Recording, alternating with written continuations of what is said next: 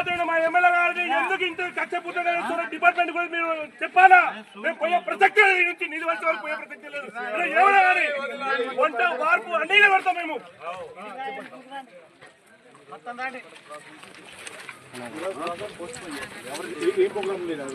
Motor on చేసాం sir. Media మిత్రులకి నాకు నమస్కారములు.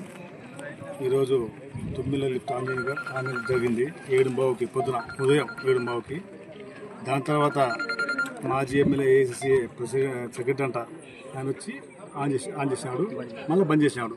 ఇప్పుడు ఎందుకంటే మేము అల్లంపూర్ తాలూకా ప్రజలకు రైతుల పక్షాన ఉండే మనసు ఉండే నాయకులు మేము.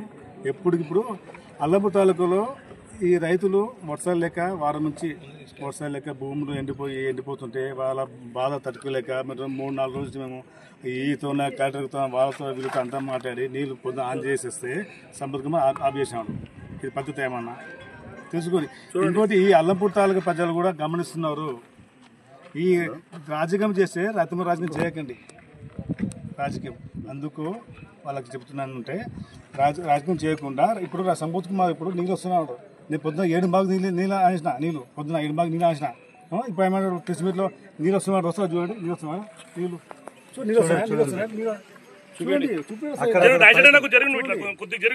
అందుకు అట్లా తప్పుడు మాటలు బంద్ చేసి రైతు పక్షాన పనిచేయండి. రైతు పక్షానకు ఎప్పుడు ధైర్యం ఉండము. మేము కూడా మా ఎమ్మెల్సీ గారు రాజేశ్వరతో మేము కానీ మా ఎమ్మెల్సీ గారు కానీ వారం నుంచి ఈతో కలెక్టర్తో అందరితో మాట్లాడుతూ ఈరోజు నిన్న రాత్రి భారతమాల ఏదో రిపేర్ ఉంటే అదో తొందరగా రిపేర్ చేయించినాము.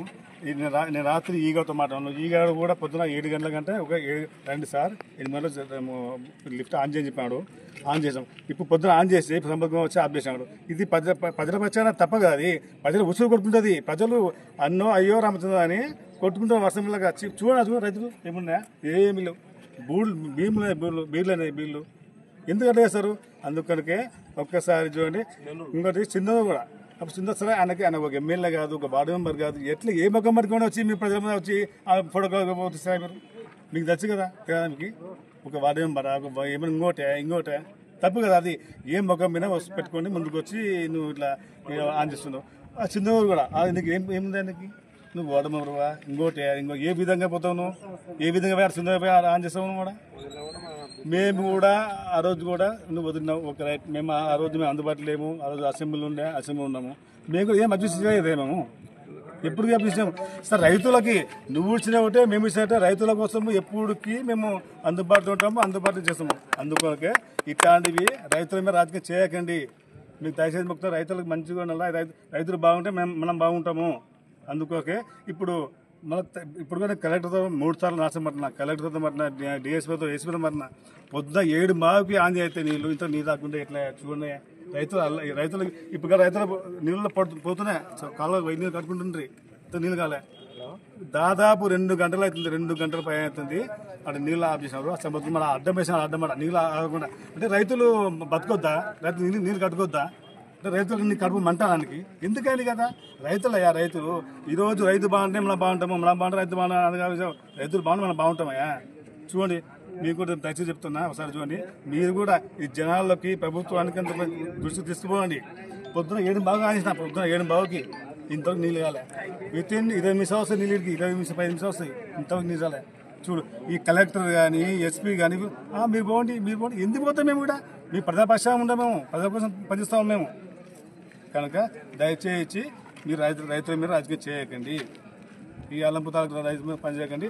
మేము చల్ల వెంకటరామ గారు మేము కష్టపడి వారం నుంచి ఆఫీసులతో అది లేవంటే అన్ని పనిచేసి పని రిపేర్ ఉంటాయని అన్ని చేయించినాం.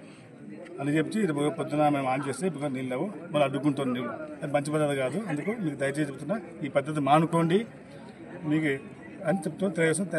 ముగిస్తున్నారు. సార్ ఇప్పుడు ప్రస్తుత ఆర్డీఎస్ ప్రాంత రైతుల దృష్ట్యా మీరు తదుపరి కార్యాచరణ సార్?